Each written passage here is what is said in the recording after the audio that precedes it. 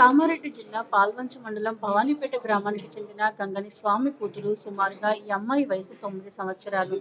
Platelets పడిపోవడమే కాకుండా వెన్నుపూస నొప్పి రావడంతో 2 కాళ్లకు స్పర్శ రావడం లేదు. హైదరాబాద్లోని నిలోఫర్ హాస్పిటల్లో అమ్మాయికి చికిత్స జరుగుతుంది.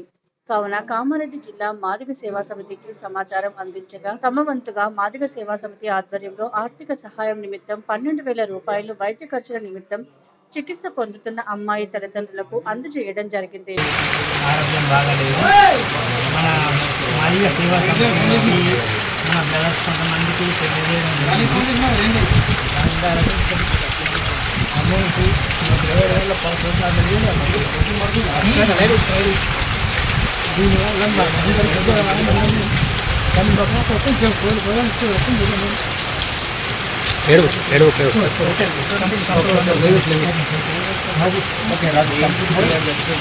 అందరికీ జై భీమ్.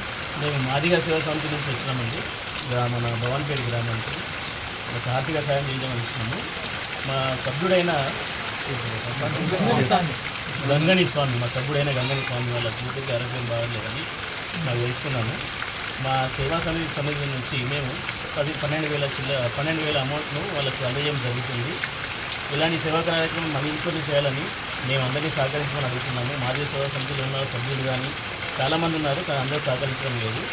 దయచేసి మీరందరూ ఈ వీడియో చూసిన అందరూ దయచేసి సహకరించగలరు. అందరికీ జై.